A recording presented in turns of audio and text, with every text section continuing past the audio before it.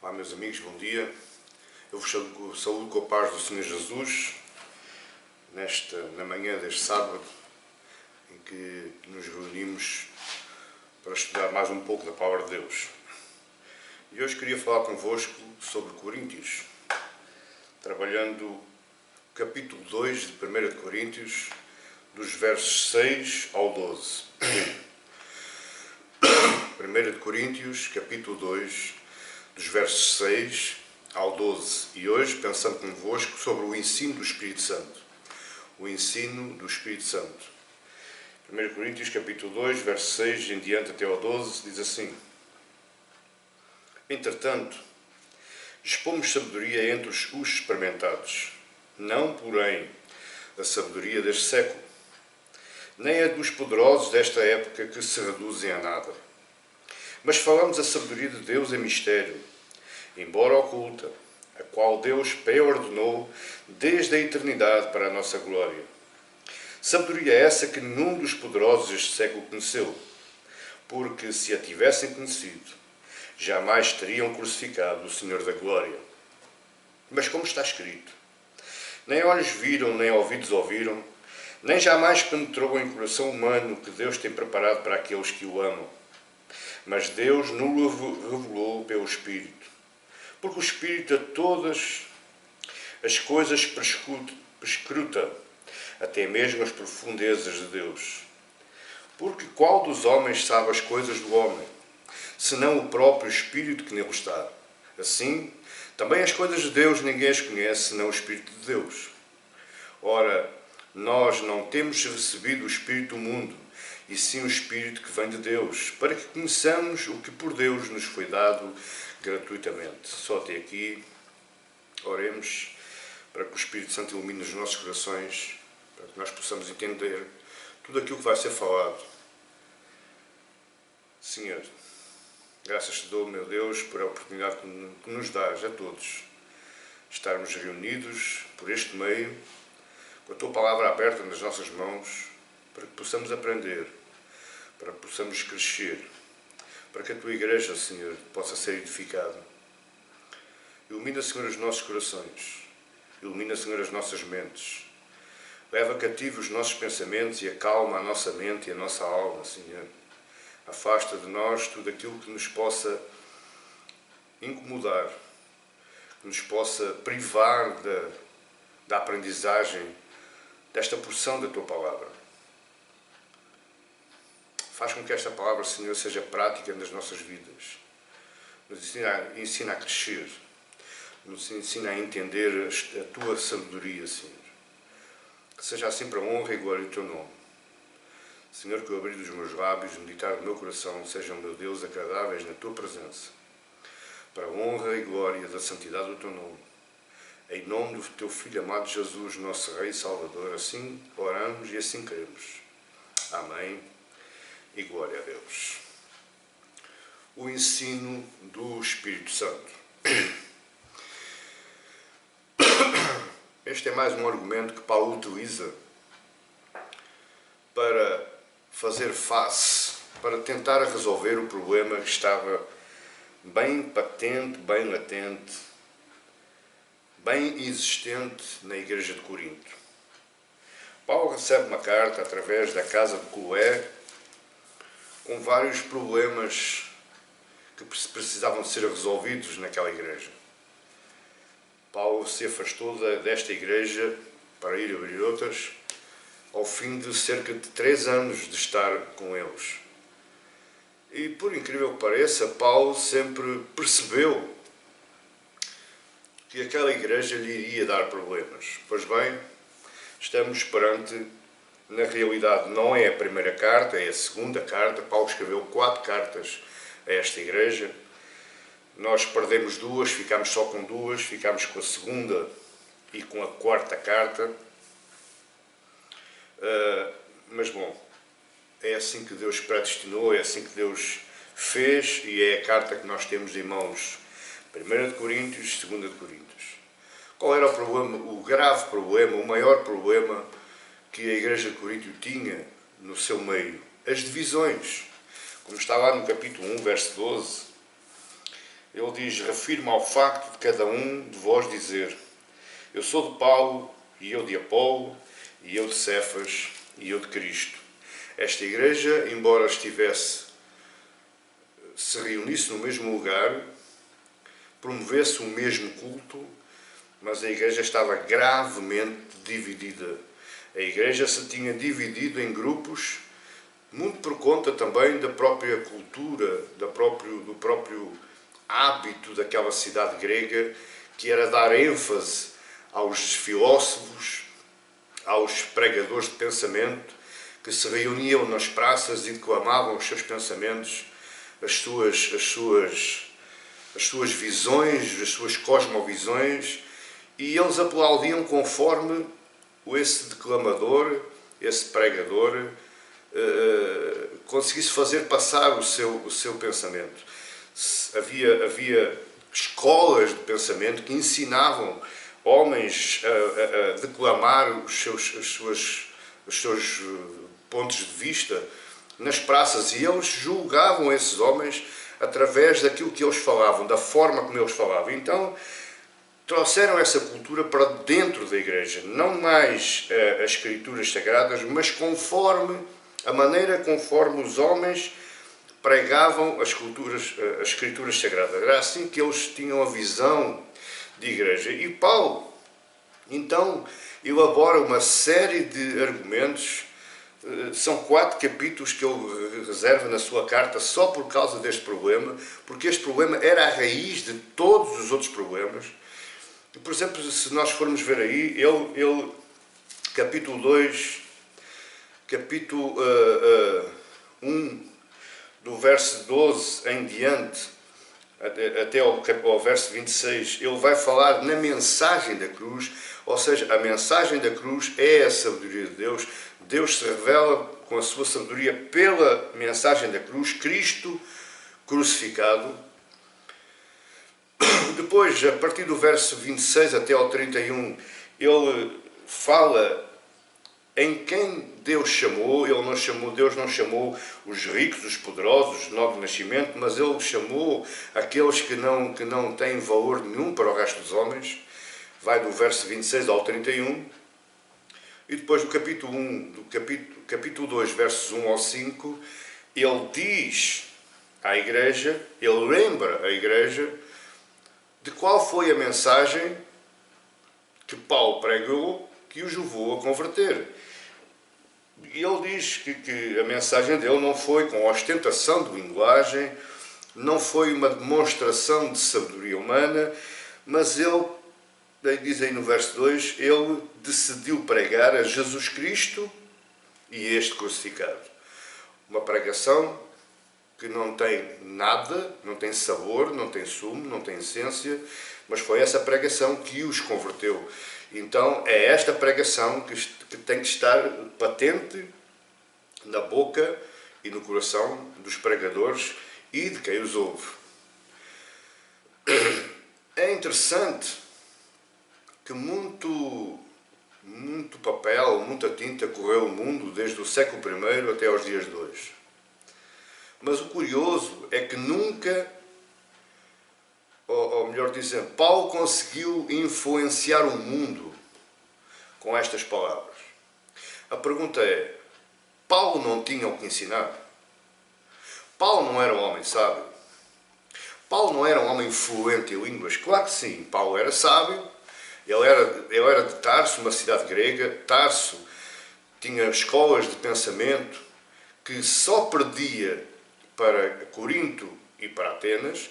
Paulo era de Tarso, Paulo era romano, portanto estava bastante conhecedor da cultura romana.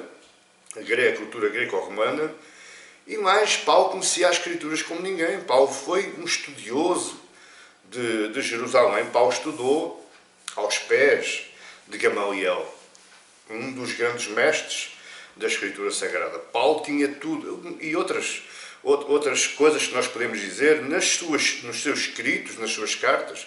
Paulo cita muitas vezes pensadores, filósofos, poetas daquela época. Portanto, diz-me a mim que Paulo era um bom leitor, Paulo era um bom conhecedor da boa escrita, dos bons pensamentos que havia naquela época. Então, por que é que Paulo diz que não vai para eles com sabedoria, com ostentação de linguagem, com ostentação de sabedoria?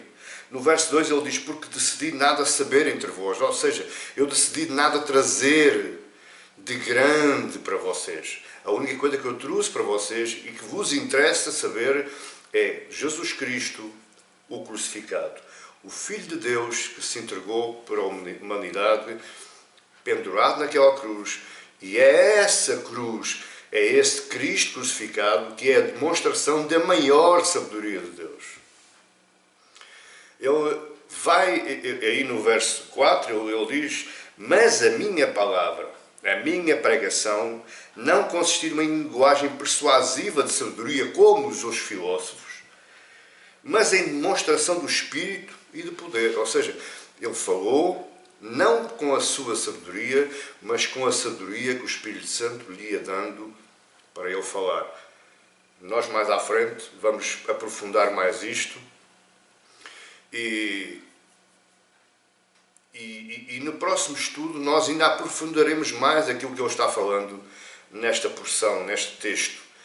Porque Paulo adverte, no início deste argumento, que esta sabedoria, a sabedoria do Espírito Santo, o tema base do nosso sermão de hoje, só pode ser entendida pelos que são verdadeiramente espirituais.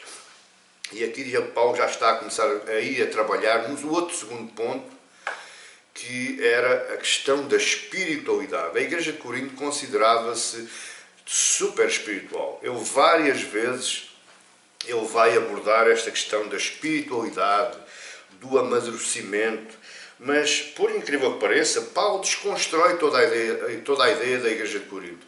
Porque Paulo chama, como diz aí, no capítulo 3, verso 1, ele diz, eu, porém, irmãos, não vos pude falar como as espirituais. Ou seja, Paulo não considerava aquela igreja espiritual, e sim como a carnais, como a crianças em Cristo. Paulo aqui desconstrói toda a ideia que a igreja tinha de si mesmo, e por isso é que ela se elevava, e por causa disso é que havia divisões, porque Paulo pregava a Cristo crucificado.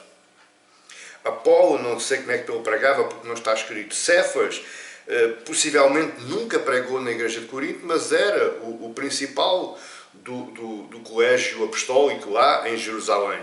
E Cristo, havia um grupinho que dizia, eu não quero ouvir homem nenhum, eu não quero saber de homem nenhum, eu só ouço a voz de Cristo. Mas isto mais à frente a gente vai aprofundar em tudo isto.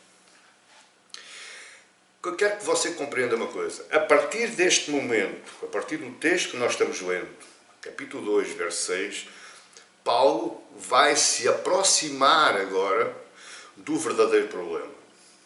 Porquê? Porque a questão das divisões eram apenas a ponta do iceberg. Você sabe que o iceberg pode ser muito grande. A parte superior, a parte que está acima da linha d'água. Mas para que ele se mantenha acima da linha d'água, com toda a proporção ou tamanho que ele possa ter, por baixo existe uma camada ainda muito maior daquela que está visível ao cimo d'água. Portanto, a divisão aqui era apenas a pontinha do iceberg que se via ao de cima d'água. Havia muito mais para dentro. E, conforme eu disse, a Igreja de Corinto tinha em mente que era uma igreja extremamente espiritual. E essa era a parte, era a base que suportava o verdadeiro problema, que era a questão das divisões. Qual era a evidência que levava a pensar que a Igreja de Corinto era super espiritual ou era bastante espiritual?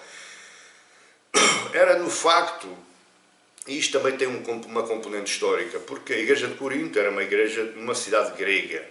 A igreja de Corinto era grega.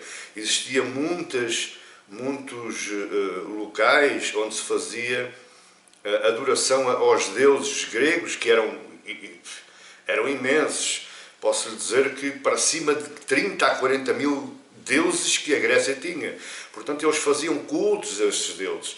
Eles tinham cultos místicos, onde faziam gritos e outras coisas. E eles transportaram isso para dentro da igreja como se fosse um sinal de que aquele Deus que eles estavam a adorar, que era o maior Deus e que eles estavam cheios desse Deus. Não sei se você está a perceber isto. Porque se nós formos ver, a partir do capítulo 11 para a frente, Paulo vai ser duríssimo, pelo facto de eles falarem em línguas estranhas, pelo facto de eles estar o pregador a meio do culto a pregar e levanta-se um irmão, levanta-se outro, profetizando, falando coisas sem nexo do que está a ser pregado. Outras manifestações carismáticas, eles associavam isso tudo à ação do Espírito Santo neles, e então aí eles eram super espirituais. Esta é a única igreja em toda a Bíblia que tem um pensamento dessa forma.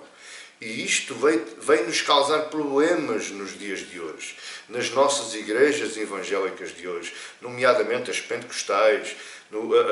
Depois, mais à frente, vieram as neopentecostais, que ainda são piores ainda, são mais próximas da igreja de Corinto do que da igreja de Deus. Mas, bom, isso é para outra altura.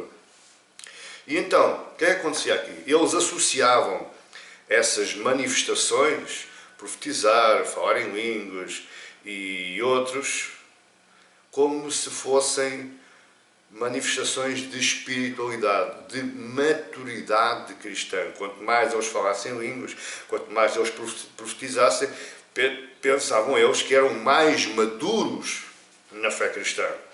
Por isso é que existe o problema do capítulo 11, em que eles faziam distinção entre irmãos. Eles não só se dividiam nas questões dos pregadores, dos pastores, da liderança, mas eles também faziam divisão entre os irmãos. Eles classificavam os irmãos que não falavam em línguas ou não profetizavam como não espirituais, e os outros que falavam ou profetizavam como espirituais. Faziam a divisão, faziam a distinção. Daí o capítulo 11, que muitas vezes nós utilizamos para a Santa Ceia, mas este capítulo não tem nada, ou quase nada a ver com a Santa Ceia.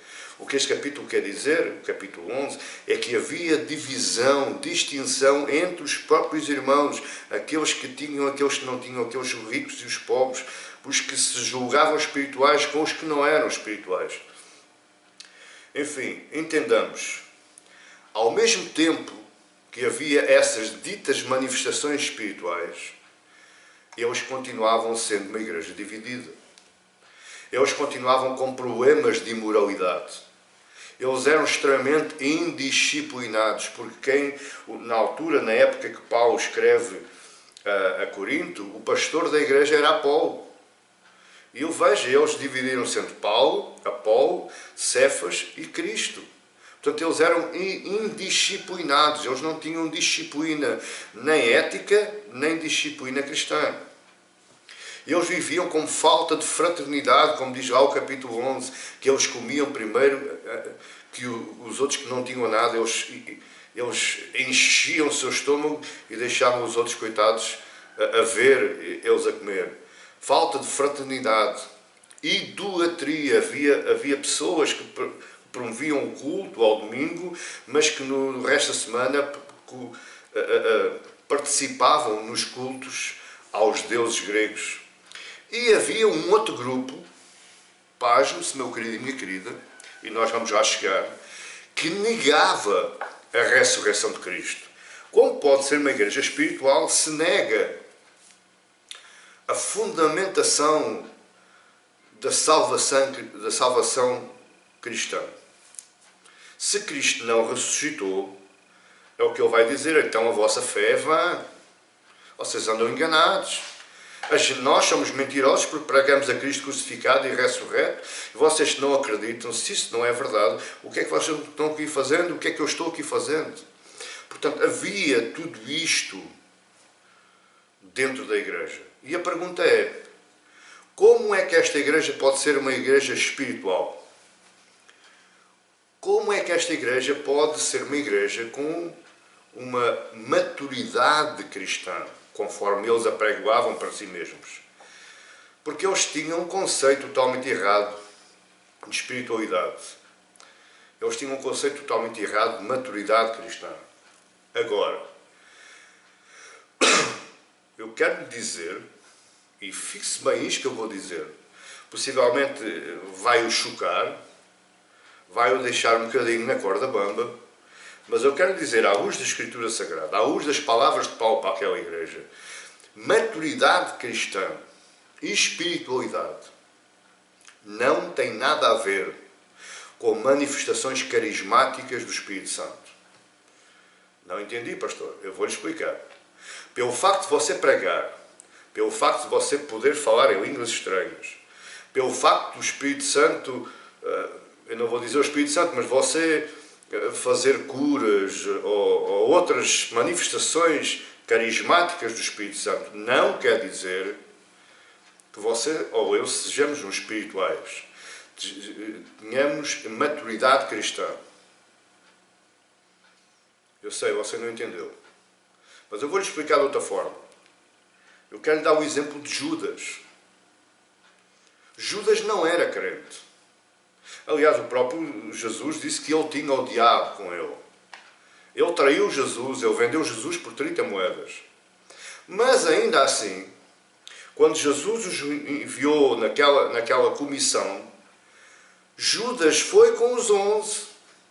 Ele foi um dos que pregou, ele foi um dos que expulsou demónios, ele foi um dos que curou doentes. Portanto, ele operou manifestações carismáticas do Espírito Santo. Agora, ele não era maduro na fé. Ele nem sequer cristão era. Ele não era convertido. Se ele fosse convertido, não tinha feito aquilo que fez. Portanto, é muito fácil haver na igreja quem exerça manifestações carismáticas, mas ainda assim não seja maduro na fé cristã. Porque aquele que peca em prática não é maduro na fé cristã. Aquele que ofende pessoas com as suas atitudes e com as suas palavras, ele não é maduro na fé cristã. Aquele que não atenta para a sua família, para a sua comunidade, ele não é maduro na fé cristã. Aquele que tem empresa e que opera negócios, mas esses negócios geram lucros ilícitos, ele não é maduro na fé cristã. Mas ainda assim pode ser alguém dentro da igreja, pode ser um obreiro dentro da igreja, pode ser uma pessoa mais velha dentro da igreja, mas ele não é espiritual, não é maduro na fé cristã. Olha o que é que Jesus diz em Mateus 7, 21 a 23.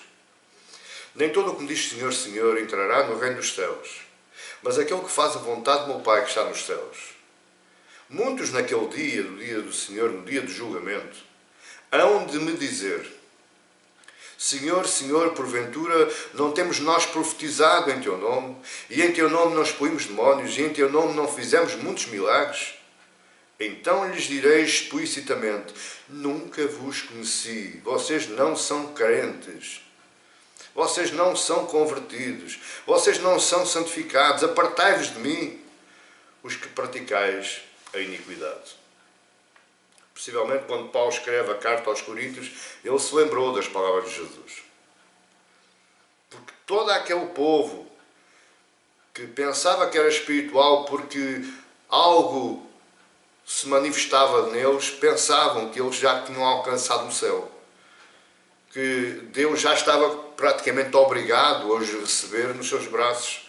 Quão enganados eles estavam, e Paulo explica isto muito bem, e na próxima mensagem nós ainda vamos aprofundar mais aquilo que é carnalidade, aquilo que é naturalidade e aquilo que é espiritualidade. Para que nós hoje, de uma vez por todas, entendamos quais as diferenças e qual o caminho que nós devemos percorrer. Em resumo, e chegados aqui, para começarmos a estudar este texto, eu quero vos dizer que manifestações carismáticas não são prova de espiritualidade. Você pode viver uma vida inteira na igreja. Nunca se manifestou espiritualmente falando.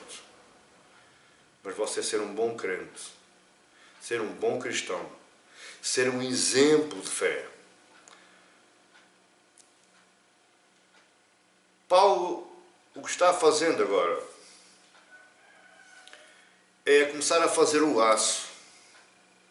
Ele está montando o laço com o qual ele vai armadilhar a igreja de Corinto. E isso reflete-se no capítulo 3, verso 1. Eu, porém, irmãos, apesar disso, de tudo aquilo que vocês dizem, todos os argumentos que vocês possam manifestar, eu vos digo que não vos pude falar como a espirituais, e sim como a carnais, como a crianças em Cristo. Paulo está falando agora, nesta carta, mas Paulo está-se lembrando no tempo em que ele fundou a igreja de Corinto. Ele sabia que aquela igreja lhe iria dar problemas. Mas eu preciso que você entenda algo muito importante antes de entrar no texto. Eu não estou a dizer que nós devemos rejeitar toda e qualquer manifestação carismática do Espírito Santo. Eu sei que existem igrejas reformadas ou ditas reformadas. Quem sou eu para julgar tal coisa? Mas eu sei que existem igrejas fora do âmbito pentecostal, fora do âmbito neopentecostal, que não aceitam manifestações carismáticas. Não aceitam a cura de enfermos, não aceitam alguma manifestação que o Espírito Santo necessite de operar naquela altura. Mas o que eu estou a dizer é que nós devemos rejeitar tudo isso. A dificuldade que eu quero fazer passar hoje é que é difícil ligar, juntar manifestações carismáticas com espiritualidade. É difícil. Porque conforme nós vimos para trás, existe a forte possibilidade de alguém ser alvo de manifestações carismáticas e nunca ser um crente. Nunca ter sido convertido. Até porque aquela velha máxima cristã que nós estamos cansados de ouvir. Deus é soberano. Ele faz o que quer, em quem quer, a quem quer, e onde Ele quer e à hora que Ele quer. Não é por acaso que Deus utilizou um burro, uma burra, para chamar a atenção a Balaão. Portanto, Deus utiliza quem Ele quer, da forma como Ele quer, o método que Ele quer. Sei lá, Ele é soberano. Mas isso não quer dizer, por exemplo, no caso da burra, de Balaão, a mula, a burra, não interessa, que a mula fosse convertida, fosse uma cristã, fosse salva por Deus. Não quer dizer nada. Judas, por exemplo, conforme eu falei, o lugar de Judas é inferno. Mas, no entanto, ele operou milagres, ele curou doentes, ele expulsou demónios. Entende agora? Manifestação carismática não se enquadra na espiritualidade. Espiritualidade é outra coisa completamente diferente. E nós vamos estudar isto. E até porque existem essas igrejas que dão muita ênfase, tipo a igreja de Corinto, que dizem, eu já me cansei de ouvir isso.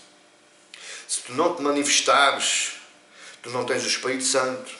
Se não te manifestares, tu não foste batizado no Espírito Santo. Se não te manifestares, tu não és cheio do Espírito Santo. Tu precisas te arrepender, tu precisas de orar, tu precisas de jejuar. Não tem nada a ver, meu querido. Nada. Manifestação carismática não é espiritualidade. Não é sinónimo de maturidade cristã. Não é sinónimo de espiritualidade. Eu já ouvi muita gente a falar essas tais ditas línguas espirituais e ser um grande carrasco para a família. Ora em línguas na igreja, chega a casa, bate na mulher e no filho e na filha. Ora em línguas na igreja e por fora trai a sua esposa. Isso não é maturidade cristã. Portanto, manifestação, entenda isto, manifestação carismática do Espírito Santo não se enquadra com maturidade. Não quer dizer maturidade. Agora, o que nós sabemos é que a revelação da vontade de Deus ninguém a pode fazer hoje. Ou seja, ninguém mais pode revelar aquilo que Ele já revelou.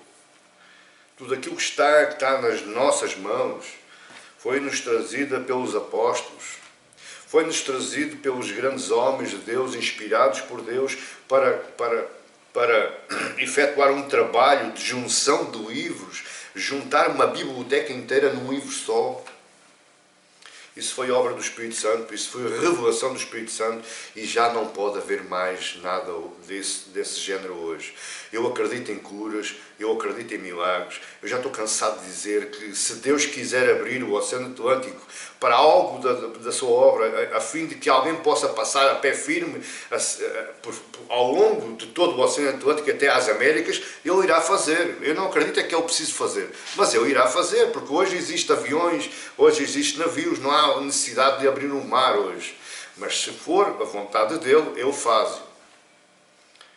Agora, o que eu não acredito é os tais super espirituais apostolos que andam trazendo novas revelações ao povo. O que nós precisamos é ouvir o Espírito Santo. A Bíblia diz que a fé vem pelo ouvir e ouvir o quê? A palavra de Deus. Qual a palavra de Deus? Esta.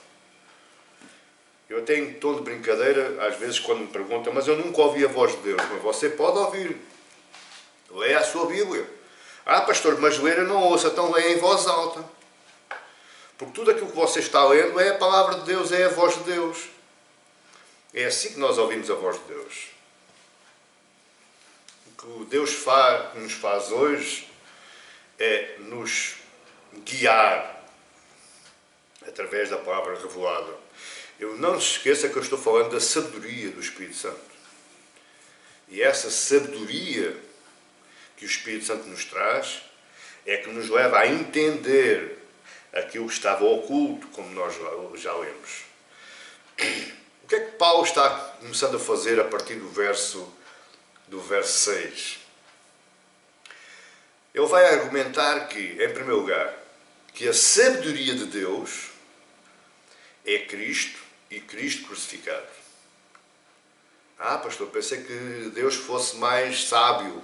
Pois é, mas esta sabedoria de que Deus investe na cruz com o seu Filho pendurado é o ápice de toda a sabedoria, de todo o lado onde você possa imaginar, até do cosmos. Deus investe toda esta sabedoria na cruz e no seu Filho crucificado. Segundo, somente quem tem o Espírito Santo, e aí sim estamos a entrar no ponto da espiritualidade, quem tem o Espírito Santo é que pode entender a cruz, Cristo crucificado e todos os seus efeitos, todas as suas implicações para a nossa vida. Em terceiro lugar, e não menos importante, ou talvez um ponto de maior importância, é que um dos efeitos de eu entender a cruz e Cristo crucificado me traz humildade. Ninguém pode ser espiritual, ninguém pode ser maduro ou ter uma maturidade cristã se não for humilde. A arrogância, o orgulho, o egocentrismo não entram na espiritualidade, não entram na maturidade cristã. Porquê? Porque na cruz Deus julga o orgulho humano. Na cruz Deus diz assim, tu não és nada. Porque o Cristo, como meu representante, Ele foi pendurado numa cruz. Esta cruz aqui tem um grande significado na história bíblica, porque a Bíblia diz que quem era pendurado no madeiro era maldito. Então Cristo se fez maldito para que eu hoje pudesse ter alguns laivos de espiritualidade, alguns laivos de maturidade cristã. Por outras palavras, Cristo se fez maldito para que eu hoje pudesse entrar no trono da graça. Pudesse ter acesso direto ao Pai. Por isso, não faz qualquer sentido pensar como a igreja de Corinto pensava. Não faz qualquer sentido eleger ou seguir pessoas com base num ideal humano. O que é que eu quero dizer com isto? Eu não posso seguir alguém ou seguir algo pela minha concepção de coisas elevadas. O homem sabe muito, o homem é muito bom falador, o homem fala sem ler, ele tem tudo decorado na cabeça, ele é excelente. Não, mil vezes não. Quando eu faço isso, eu estou anulando toda a sabedoria de Deus. Quando eu faço isso, eu estou seguindo a loucura do mundo. Como diz aí no verso 19 do capítulo 1. Pois está escrito, destruirei a sabedoria dos sábios, aniquilarei a inteligência dos instruídos. Onde está o sábio, onde está o escriba, onde o inquiridor deste século, porventura, não tornou Deus louca a sabedoria do mundo? Então, se eu sigo homens e mulheres pela minha concepção das coisas mais elevadas, eu não estou seguindo a sabedoria, mas eu estou seguindo a loucura. Entendeu agora? Isso me faz de mim um imaturo cristão. O verso 6, eu dividi isto porque era uma mensagem muito longa, mas para que nós entendamos, o verso 6 é o seguimento do verso 5. Olha o verso 5. Para que a vossa fé não se apoiasse em sabedoria humana, a tal sabedoria que eu falei, a sabedoria louca, e sim no poder de Deus, entretanto, por causa disso, expomos sabedoria entre os experimentados, não porém a sabedoria deste século, nem a dos poderosos desta época, que se reduzem a nada. Sabedoria, aqui, quer dizer o plano de Deus desde a eternidade. É disto que Paulo está falando. E só os experimentados, ou os maduros, é que podem entender o que é que Deus fez desde a eternidade. Porquê? Porque não lembra a ninguém que se diz que é sábio, que é culto, que é inteligente, que é um ser superior, não lembra a ninguém de salvar alguém através da morte. Não, a mim não me cabe na minha mente humana que eu seja salvo porque alguém morre em meu lugar.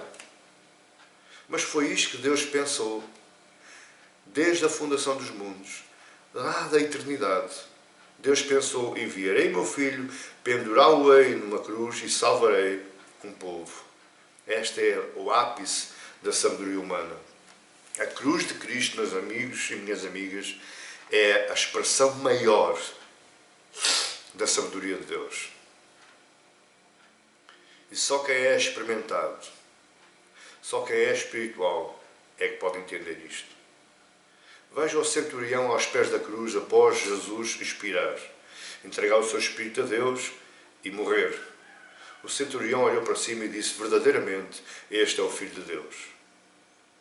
Repare que ao contrário dos apóstolos, porque Pedro, quando viu os peixes encher o barco, ele disse: Senhor, afasta-te de mim, porque não sou digno de estar na tua presença. Eu estava a ver os milagres. Quando Jesus estava dormindo no barco, e o barco ia se afundando, e os apóstolos acordaram, e ele acordou e acalmou o mar e acalmou o vento. E o que é que os apóstolos disseram? Verdadeiramente este é o Filho de Deus, o Messias esperado. Eles viram Jesus acalmar o mar e acalmar o vento. Milagres. Mas o centurião não viu milagre nenhum. Já pensou? O homem estava morto na cruz. O centurião teve uma consciência divina de que estava olhando para alguém pendurado na cruz, mas que verdadeiramente aquele era o Filho de Deus. Veja a diferença. Veja a diferença, meu amigo e minha amiga. E esta é a sabedoria que Paulo tem para transmitir em todos os seus escritos. É esta sabedoria que Paulo transmite. Ele não pregou uma teologia sistemática avançada, ele não pregou filosofia, ele não pregou poesia. O que ele pregou foi cruz. E Cristo crucificado.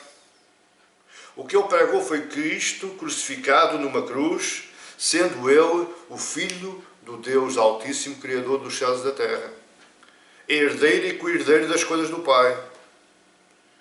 E esta sabedoria não nos cabe, não nos entra. A palavra experimentados aqui, noutras traduções, existe maduros.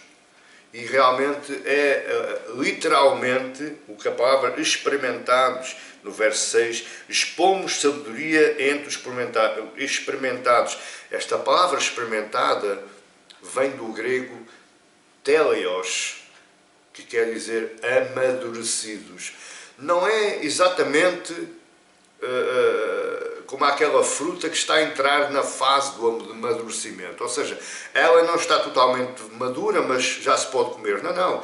É a fase completa do amadurecimento. Ou seja, quando a fruta está completamente madura. Chegou ao último estágio da sua transformação. Esta é a palavra teleios. Ou seja, o homem e a mulher que se quer cristã, que se quer espiritual, ela já tem que estar na fase maduro. Não é de amadurecimento, é maduro. Isto é a palavra experimentados. Ou seja, a palavra teleios quer dizer perfeição espiritual. Não é que quer dizer sobre todos os outros, não. É uma perfeição espiritual interna. Quer dizer que eu agora, hoje, eu consigo entender todas as palavras que vêm de Deus. Por isso, você já deve ter ouvido muitas vezes, eu leio a Bíblia, mas só a leio porque ela está escrita em português, mas eu não entendo nada. Não entendo porque essa pessoa ainda não está madura, ainda não tem a perfeição espiritual necessária para a entender. E só quem tem o Espírito Santo de Deus é que atinge essa perfeição espiritual. Não tem nada a ver com curas, não tem nada a ver com milagres, com prodígios, com expulsão de demónios. Não tem nada a ver. Tem a ver com entendimento. O que Deus nos pede em toda a Bíblia é uma mentalidade cristã. Não importa se você prega, não importa se você é obreiro, não importa se você expulsa demónios, não importa se você tem o dom da cura, isso não importa. O que importa para Deus é a sua mente. Mentalidade cristã. Mentalidade amadurecida. Paulo não usa esta palavra, esta expressão de experimentados, no sentido da perfeição ética, mas no sentido de alta experiência. Experiência com quem? Com Deus, com o Espírito Santo, com a palavra de Deus.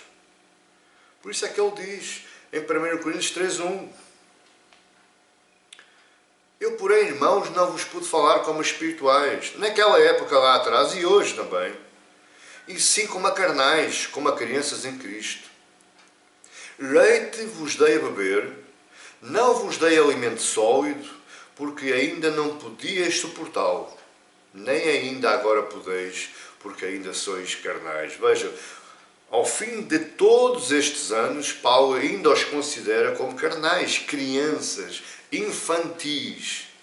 Então não podem comer alimento sólido, não podem aprofundar mais nos conhecimentos que estão ocultos ao mundo. Apenas só podem beber o leite, como crianças. No verso 6 ele vai dizer que não falou com eles como a sabedoria deste século, a sabedoria que havia na época, que era a alta sabedoria. Não estamos a falar de uma sabedoria qualquer. Todo o mundo o mundo novo, o século XXI, tem a sua base no grego. A Grécia, Atenas, era a capital do conhecimento mundial. Ainda hoje é, e muitos se baseiam, têm os seus argumentos baseados na cultura grega. Nem a dos poderosos desta época, que se reduzem a nada. Eu queria que você pensasse algo importante. A sabedoria de Deus é Cristo e Cristo crucificado. Mas nem você e eu vimos a cruz, nem Cristo crucificado.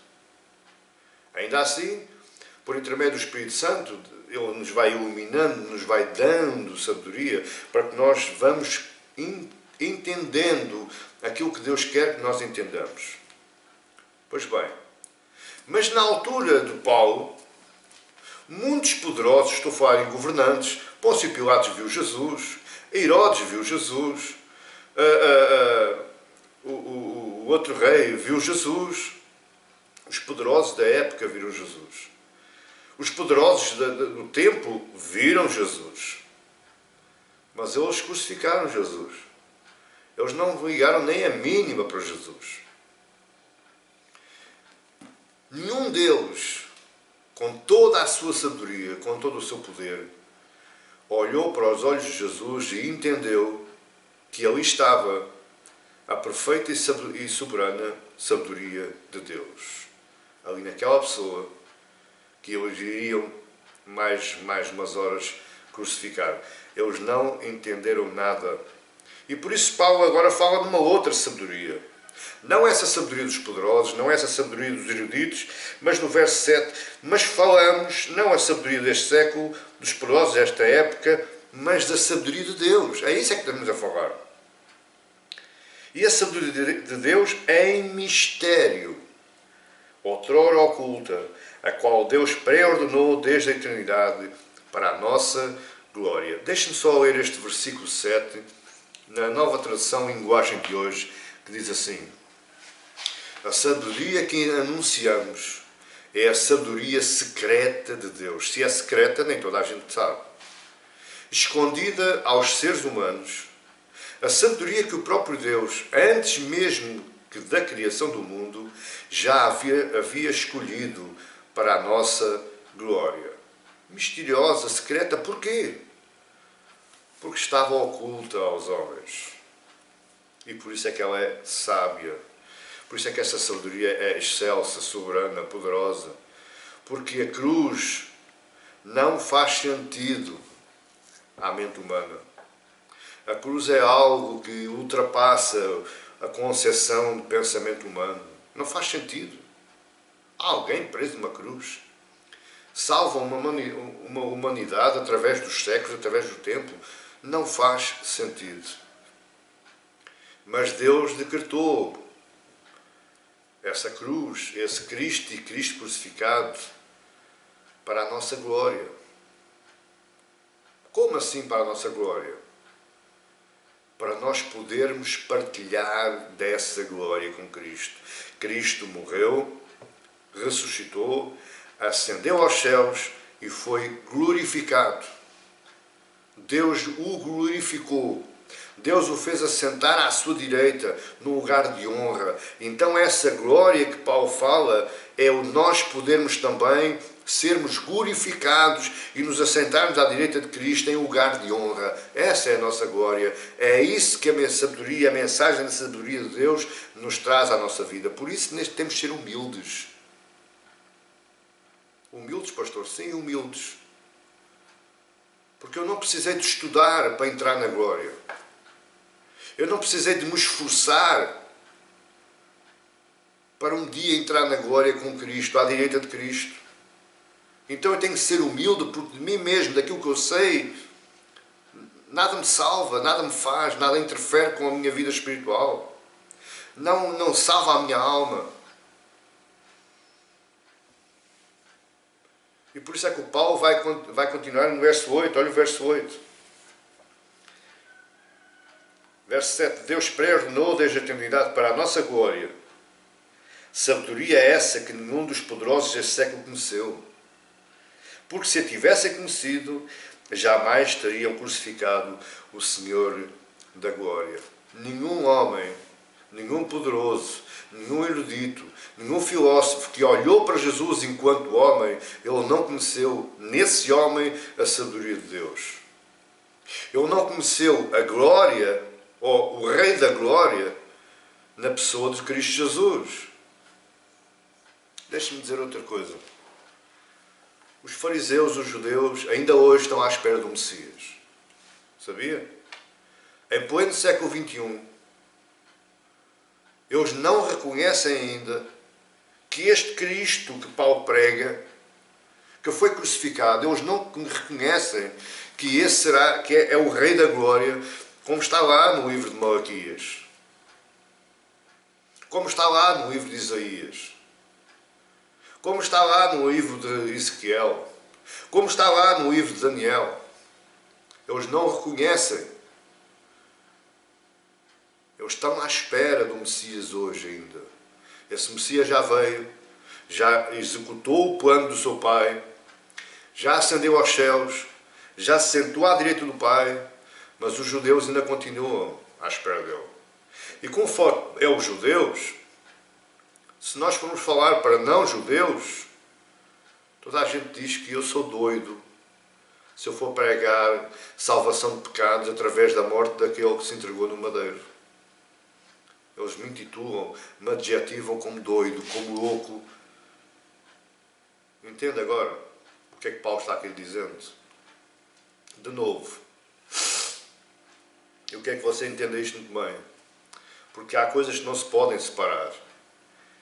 A soberania de Deus e os seus decretos, aquilo que Deus pré-ordenou antes da fundação do mundo, não anulam a responsabilidade humana. Eu posso não entender hoje, mas se eu me esforçar um pouquinho e se eu abrir os meus ouvidos, eu posso vir a entender. Só que há pessoas que se fecham completamente. Há pessoas que não querem ouvir. Há pessoas que não querem entender. Há pessoas que escorraçam, batem, agridem, matam aqueles que pregam esta verdade que Paulo está falando. Não há de ser a primeira, nem há de ser a última pessoa que morre por falar a verdade, por pregar a verdade, por pregar a cruz e Cristo crucificado nessa cruz.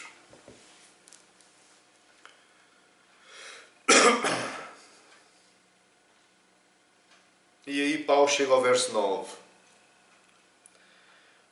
Outro dos versículos tão mal interpretados que eu tenho ouvido ao longo destes 30 e tal anos de crente, de ministério.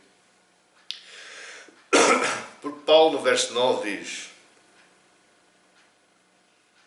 vamos ver o verso 8 e o 9 juntos, que é para contextualizar. Verso 8, a sabedoria é essa que nenhum dos poderosos deste século conheceu. Porque, se a tivessem conhecido, jamais teriam crucificado o Senhor da glória. Mas como está escrito, nem olhos viram, nem ouvidos ouviram, nem jamais penetrou em coração humano o que Deus tem preparado para aqueles que o amam. Eu quero que você entenda algo muito importante no dia de hoje. Este versículo não tem a ver com o céu.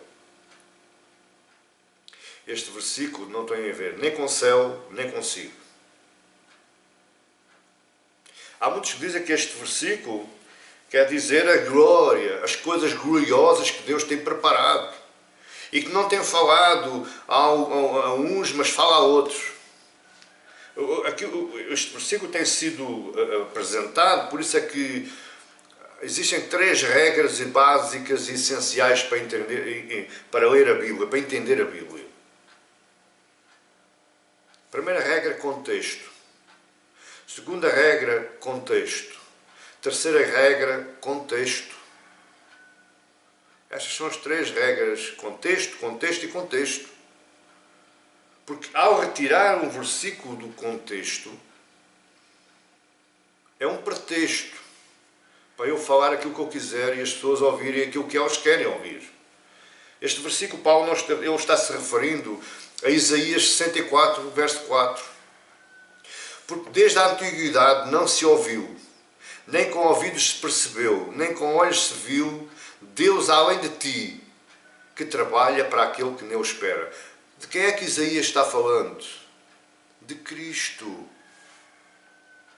Aquilo que os olhos não perceberam, os ouvidos não entenderam, não entrou no seu coração porque eles o crucificaram.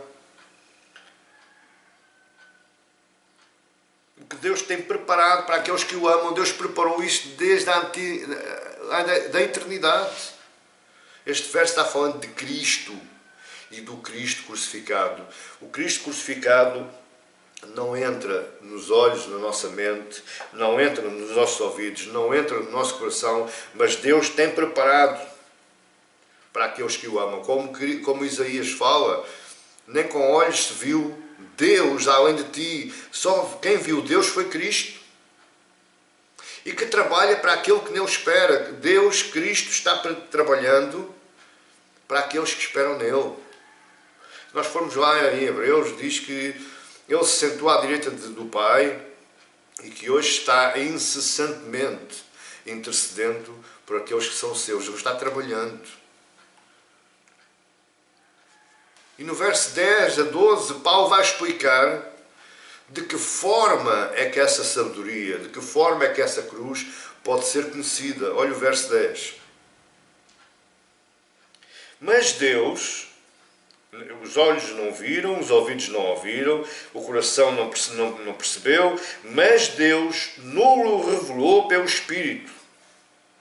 Porque o Espírito a todas as coisas prescruta, até mesmo as profundezas de Deus. O único que pode entender Deus é o Espírito de Deus. E aqui Paulo vai introduzir o ministério do Espírito Santo como sendo o revelador da vontade de Deus ao homem. Entenda que está aqui claramente, quem não acredita na Trindade, aqui está claramente, o Pai planeou desde a eternidade. Ele fez um plano antes da fundação do mundo. O Filho, Cristo, executou esse plano, entregou-se naquela cruz.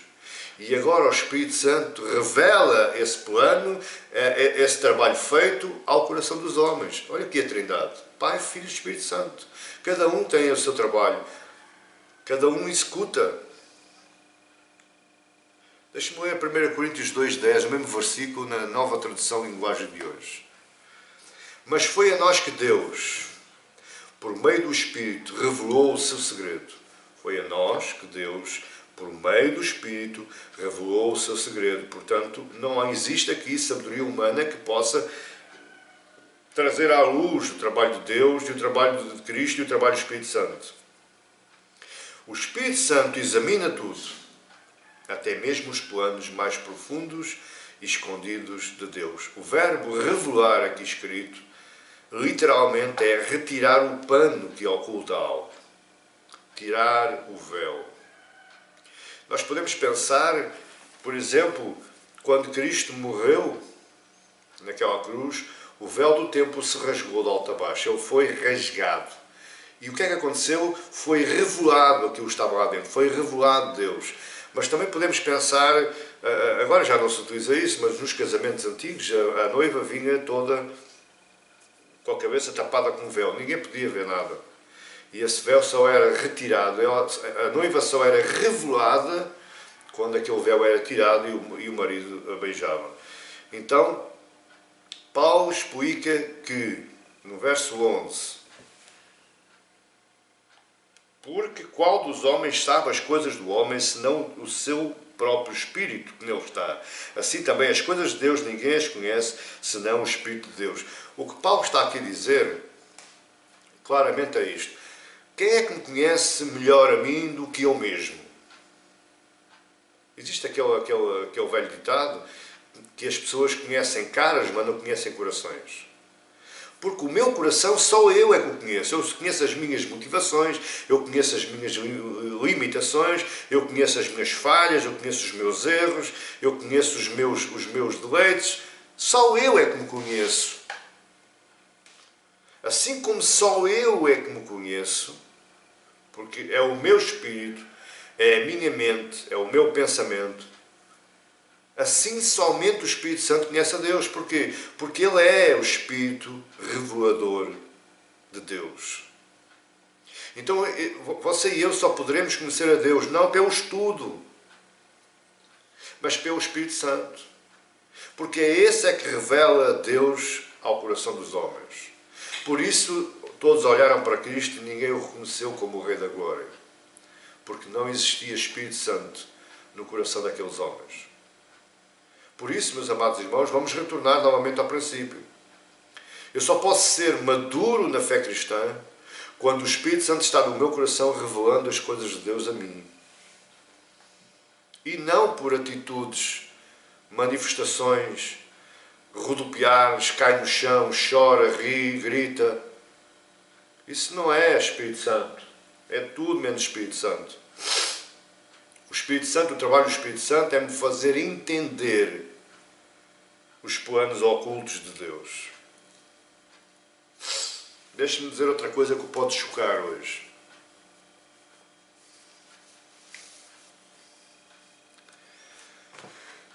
Não se manifestar carismaticamente com as manifestações do Espírito Santo não quer dizer que você não seja salvo. Você pode ser salvo, pode ser convertido e não falar em línguas, não expulsar demónios, não curar doentes, nada.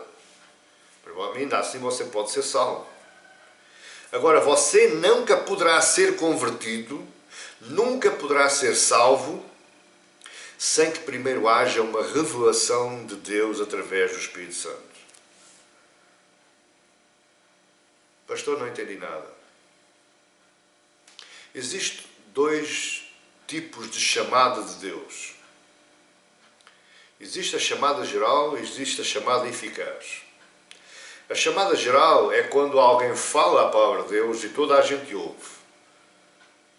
2 pessoas, 20 mil pessoas. Toda a gente ouve, porque eles estão ouvindo o que o homem está falando. Isso é a chamada geral. Deus está falando através da boca desse homem e estão 20 mil, 30 mil, 40, 100 mil pessoas a ouvir. Mas existe a chamada eficaz, que é quando, após a chamada geral, após as pessoas terem ouvido aquilo que o pregador falou, o Espírito Santo agora deposita no coração do homem. Isso é chamada eficaz. Em 100 mil pessoas que ouviram o pregador, poderão somente haver 2 salvas. Porque foi aquelas que ouviram a voz do Espírito no seu coração. Isso chama-se conversão. Portanto, sem essa voz do Espírito Santo, não existe conversão. Sem essa voz do Espírito Santo, a única coisa que existe é emoção e não conversão. Porque o cristão, o maduro na fé cristã, o espiritual, ele precisa do Espírito Santo de Deus para revelar as coisas de Deus. Todas as outras coisas não valem nada sem isto em primeiro lugar. Em primeiro lugar, o Espírito Santo no meu coração. Em primeiro lugar, o Espírito Santo falando ao meu coração. Em primeiro lugar, o Espírito Santo revelando as coisas de Deus ao meu coração. E depois, as outras coisas.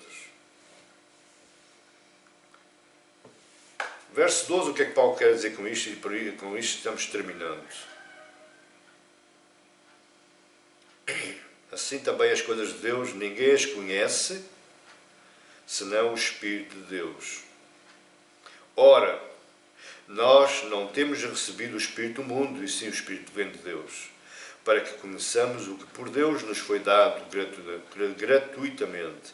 O que Paulo está aqui dizendo é que ele não está falando pelo espírito do mundo, pela sabedoria do mundo, pelas coisas que influenciam o mundo. O que ele está falando é pelas coisas, pelo Espírito de Deus. Porquê? O que é que Paulo quer dizer aqui com o Espírito do mundo?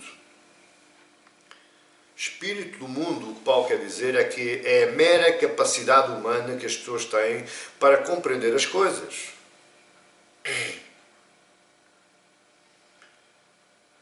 Se eu vou para uma escola aprender algum tema, ciências da natureza, por exemplo, eu vou olhar para as plantas e sei como é que acontece a fotossíntese. Eu vou olhar para as plantas e sei como é que é o processamento desde a semente até à planta, a germinação, o crescimento, todas essas coisas. Porquê? Porque é as coisas do mundo. Ou seja,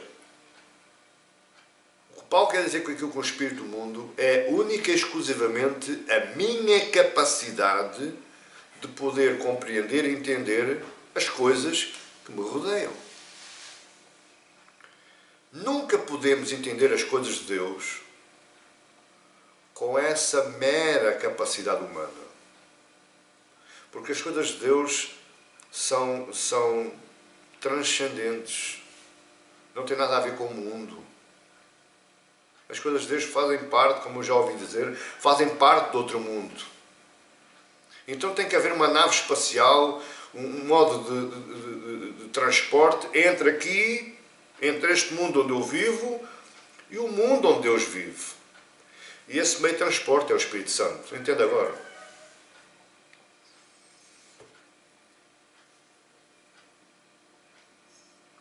É para isso que nós, pela graça de Deus, recebemos o Espírito Santo. É para entender esse mundo de Deus. E é muito importante você entender isto.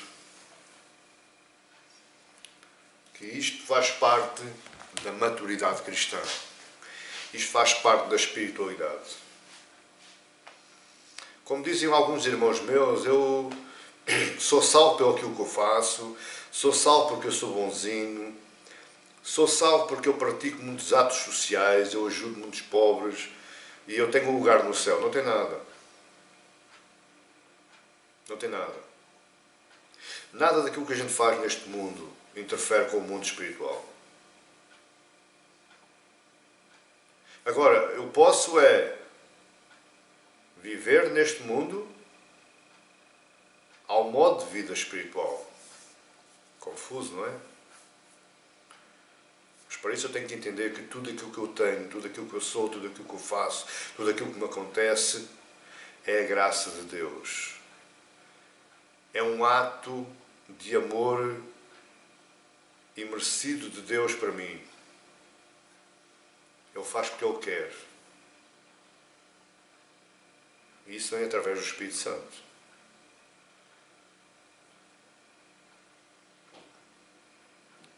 Para que alguém chegue ao estado espiritual, tem de ter fé na graça misericordiosa de Deus. Eu não posso ser espiritual se eu não entender a graça de Deus. Eu não posso ser espiritual se eu não entender que Cristo morreu naquela cruz, por amor, graça e misericórdia por mim. Isto é sabedoria, mas que o mundo não entende, nem nunca a poderá entender. A Bíblia diz que Deus nos amou de tal forma, de tal maneira. Essa tal maneira é uma maneira transcendente, uma maneira que não tem medida. Paulo vai falar que o amor de Deus, o mundo não o compreende, nem o consegue entender. A cruz, Cristo crucificado. Quando nós entendemos a cruz e Cristo crucificado e as suas implicações para a nossa vida, então aí sim, meu querido e minha querida, meu irmão e minha irmã, você é espiritual. Você atingiu o estado de amadurecimento. Você é um convertido. E a sua santificação está em processo. Ninguém pode se santificar sem o Espírito Santo de Deus. Ninguém pode se santificar sem entender as coisas de Deus, esta sabedoria louca, que o mundo a considera como louca. deixe-me terminar só lendo 1 Coríntios 2, verso 12, mas na nova tradução linguagem de hoje, que eu penso que fechamos este estudo com chave de ouro, entendendo aquilo que Paulo está dizendo à Igreja de Corinto, combatendo, como nós nunca nos podemos esquecer, uma mazela grave que existia na Igreja de Corinto, que é o facto da Igreja estar dividida. 1 Coríntios capítulo 2, versos 12, na nova tradução linguagem de hoje. Não foi o Espírito deste mundo que nós recebemos, mas o Espírito mandado por Deus, para que possamos entender tudo o que Deus nos tem dado. Eu vou ler novamente para você interiorizar bem, para você compreender bem. Não foi o Espírito deste mundo que nós recebemos, a sabedoria do mundo, não foi isso que nós recebemos. Mas o Espírito mandado por Deus, o mesmo Espírito que Cristo prometeu aos seus discípulos. Eu rogarei ao meu Pai e Ele vos mandará um outro ajudador, um outro consolador, para que nunca estejais sozinhos. E onde eu esteja, vocês estejam também. Onde vocês estejam, esteja também. É esse Espírito que Cristo falou, é este Espírito que o Paulo está falando. Esse Espírito que foi mandado por Deus, não foi comprado, não foi aliciado, não foi adquirido por campanhas milagrosas, por jejuns sem fim à vista, por subidas ao monte e põe na madrugada, debaixo de chuva e de frio. Não, meu querido. Foi mandado por Deus. E Ele manda a quem quer, aonde quer e a quem Ele quiser. Não foi o Espírito deste mundo que nós recebemos, mas o Espírito mandado por Deus. Para quê que é esse Espírito? Para que possamos entender tudo o que Deus nos tem dado. E por isso, meu querido, é que Paulo diz aos Filipenses: para mim, o viver é Cristo e o morrer é lucro. Paulo era completamente doido, era louco, não tomava os seus medicamentos já há uns certos dias, mas isto tudo à vista do mundo, aos olhos do mundo, porque Paulo sabia bem o que o estava dizendo, porque ele estava cheio do Espírito Santo de Deus. E ele estava falando das coisas que ele já estava vendo, ainda tivesse neste mundo. Entende agora? Espiritualidade não tem nada a ver com manifestações. E o que Deus espera de nós, ao nos enviar o seu Espírito ao nosso coração, é o nosso amadurecimento cristão. Chegarmos à fase, ao estágio de maduros, experimentados, aqueles que têm experiência, já viveram experiências, já usufruíram de experiências de Deus. É isso que Paulo está falando. Este é um dos maiores argumentos que quebra as divisões dentro de uma igreja. Este é um dos maiores argumentos que fomenta o amor fraternal entre os irmãos e dentro de uma comunidade cristã. Eu rogo a Deus para que você tenha entendido.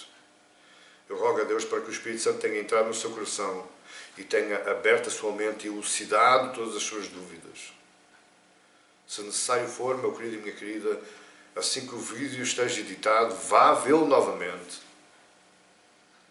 Veja quantas vezes for necessárias para que você entenda que nada deste mundo nos traz cristandade, nada neste mundo nos traz salvação, nem aquilo que eu faço, nem aquilo que eu aprendo,